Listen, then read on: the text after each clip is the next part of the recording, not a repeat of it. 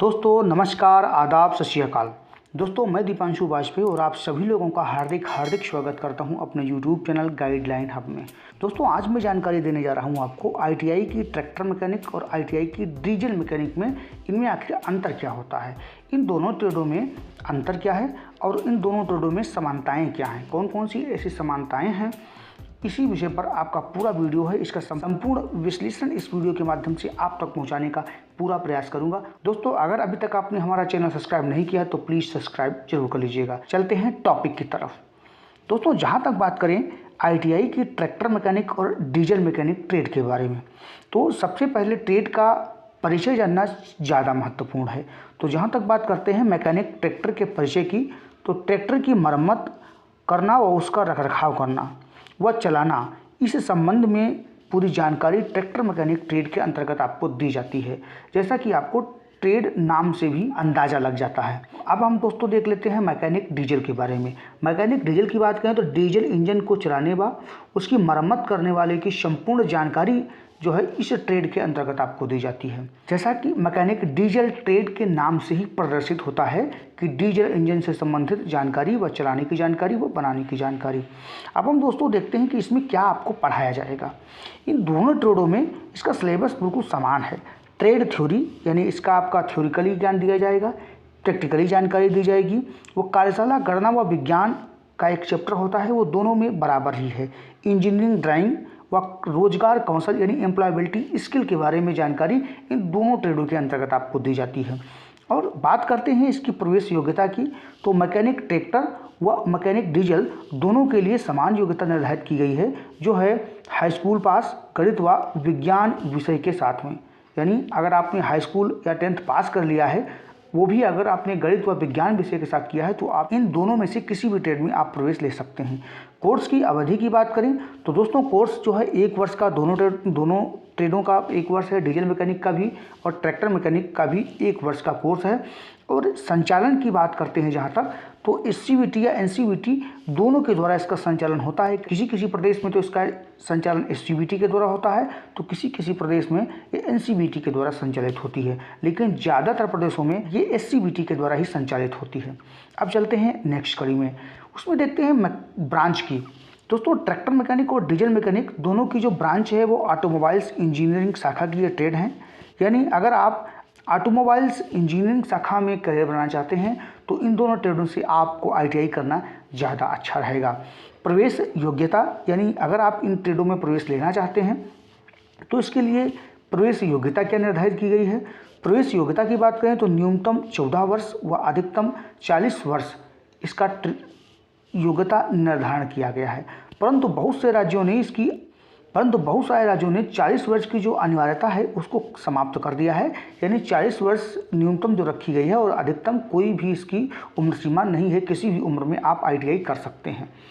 देखते हैं दोस्तों इसकी फीस के बारे में। अगर आप मैकेनिक ट्रैक्टर या मैकेनिक डीजल में प्रवेश लेना चाहते हैं तो दोस्तों फीस की बात करें तो सरकारी में 4,000 से 6,000 तक व प्राइवेट में आपकी 30,000 तक की फीस ट्रैक्टर मैकेनिक के अंतर्गत हो सकती है। वहीं बात करें मैकेनिक डीजल की, तो मैकेनिक डीजल में आपकी कुछ अंतर पड़ जाएगा। सरकारी में आपकी लगभग 3,000 तक फीस होती है, वहीं प्राइवेट में लगभग 25 से 30,000 तक आपकी फीस हो सकती है। यानी दोस्तों इसमें फीस में अंतर आपको दिखाई पड़ रहा होगा। अब बात करते हैं दोस्तों हमने जिनसे विशेष परामर्श लिया है, मैं उनका विशेष आभार व्यक्त करता हूँ। श्री संतोष गंगवार जी जो कि अनुदेशक हैं, और मैं उनका विशेष धन्यवाद देता हूं क्योंकि उन्होंने इस वीडियो को बनाने में हमारी बहुत मदद की है, तो मैं उनका भी आभार व्यक्त करता हूं। चलते हैं अगली कड़ी में। दोस्तों देखते हैं मैकेनिक ट्रैक्टर व मैकेनिक डीजल ट्रेड से ITI करने के बाद में स्कोप कहां कहां है। मैं देखता हूं, सबसे पहले मैं देखता हूं मैकेनिक ट्रैक्टर के बारे में।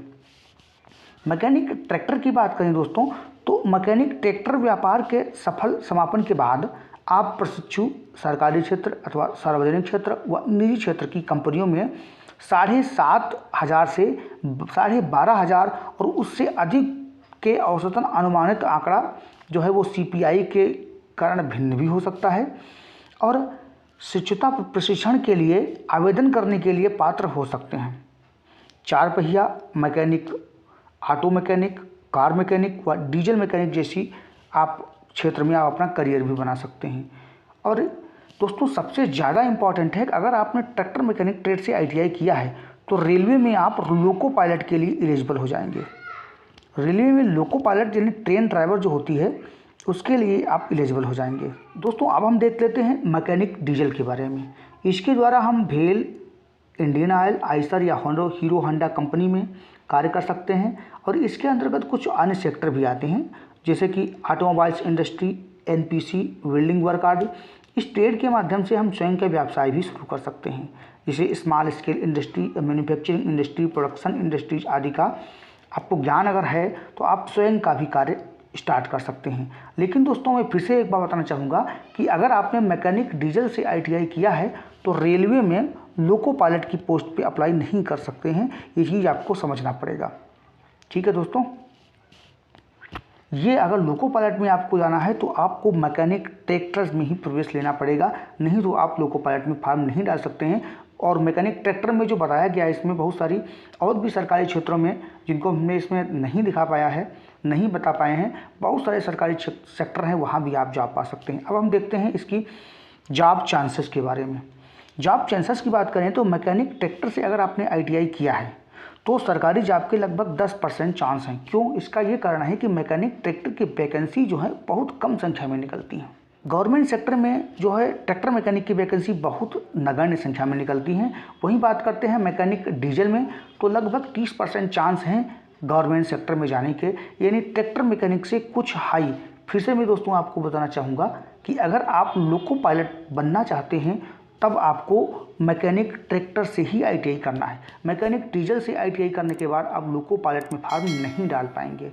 वहीं बात करते हैं प्राइवेट सेक्टर की तो प्राइवेट सेक्टर में जॉब के लिए 40% चांस हैं कि आप ट्रैक्टर मैकेनिक ट्रेड से ITI करने के बाद जॉब पा सकते हैं। वहीं मैकेनिक डीजल के बाद में 60% चांस, यानी 20% यहाँ पे भी ज़्यादा है, 60% चांस हैं कि आप प्राइवेट सेक्टर में आसानी से जॉब पा जाएंगे। तो दोस्तों बात करते हैं स्वरोजगार की।